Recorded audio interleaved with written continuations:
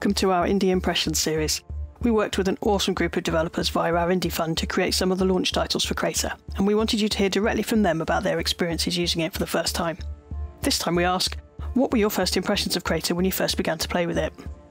Yeah, it was pretty amazing. Like the first time that we got into it, it really felt like this giant game development toy box had been opened up. So having worked on lots of games over the years, and usually you end up having to build some sort of foundational technology just to get up and running. And it was amazing to just be able to dive in and start to already realize that vision and see what was possible given everything that was there already. So prior to this, I hadn't actually worked a huge amount with voxels before, so I remember thinking that might be a little daunting, but once I discovered the magic of voxel meshes, I was making skyscrapers at terrifying speed. I remember being impressed by the sheer variety of different games that had already been made by the Unit 2 staff members, before I really even got started on my own indie projects with them. I spent a good day or so just poking around the games they had on offer and seeing how they've been built and using those as basis for learning.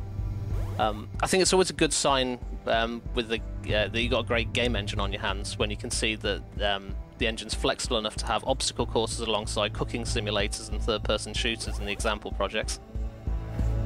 It was really easy to take an existing project and just start ripping bits out of it, adapting bits, tweaking bits, then adding back in new stuff.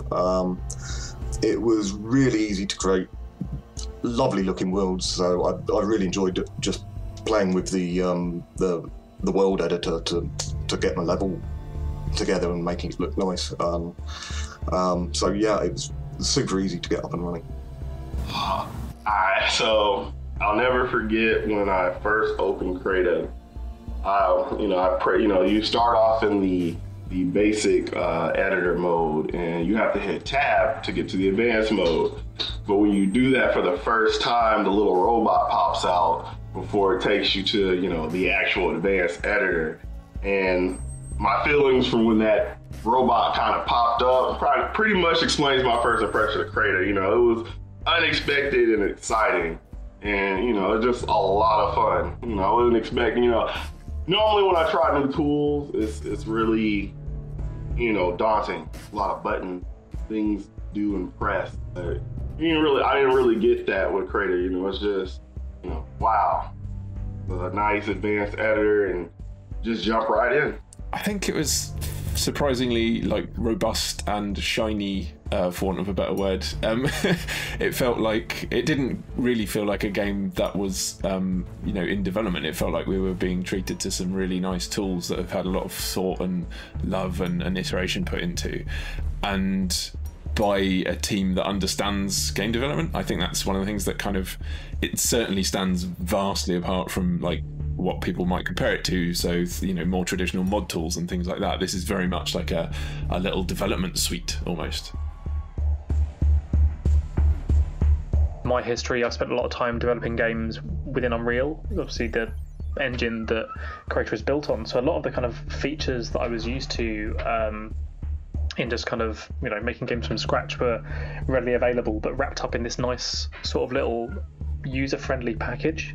So it made a lot of the things that I'd want to implement to do with player movement, or the transition from swimming to being on land, launching the player into the air, all these kind of features that have some level of extra work going into, fairly simple to implement.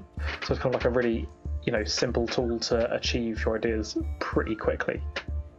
Yeah, it was. Crayta was interesting because it's basically using someone else's toys.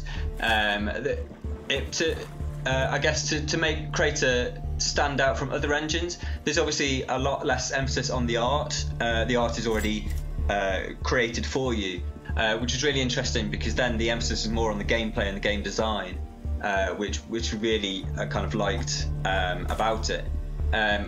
On top of that, obviously you have the voxel engine built into Crayta, which we also thought was quite an interesting thing to play around with, and we were interested to see what kind of environments we could create using just voxels.